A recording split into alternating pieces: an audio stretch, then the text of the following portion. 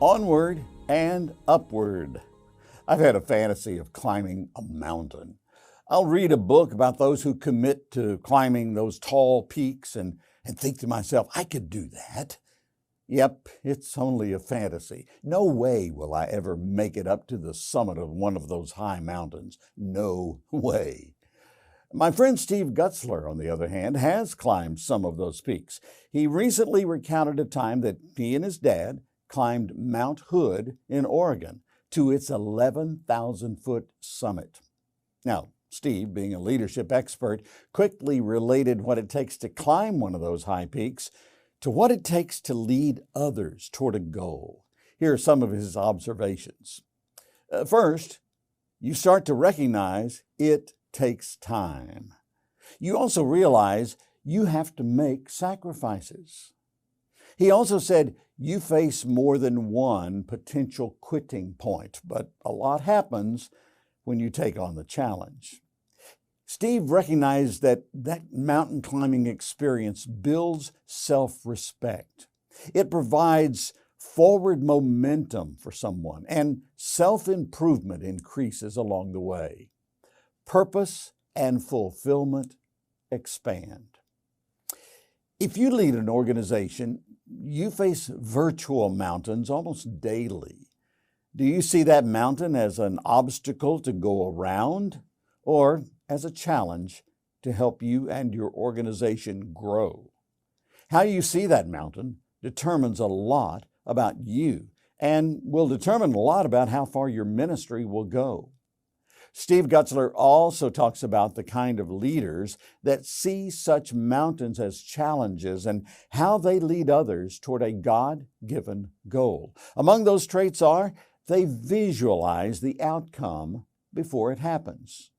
They begin with the end in mind.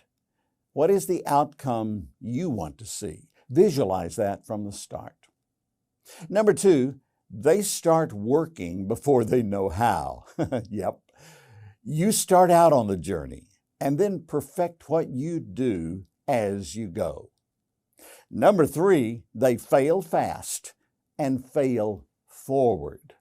Failure is a part of the process of accomplishing a goal. The key is to use those failures as a catalyst for growth. And number four, he said, they continue to ask themselves, what could work better?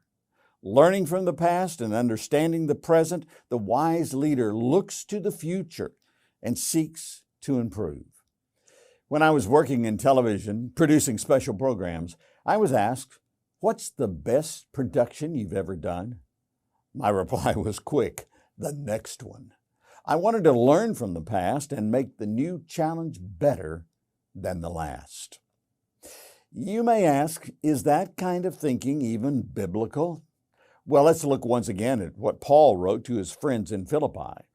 Note, dear brothers and sisters, I have not achieved it, but I focus on this one thing. Forgetting the past, looking forward to what lies ahead, I press on to reach the end of the race and receive the heavenly prize for which God, through Christ Jesus, is calling us. Is that a mountain before you? Lead on. Onward and upward for the high calling God has for you and for your critical role in His great plan. If you'd like to know more about our ministry to those in media around the world, go to our website, MEDIALLIANCE.cc. And you can help us impact more lives by simply liking, sharing, and subscribing to this video. Thanks so much. And God's best.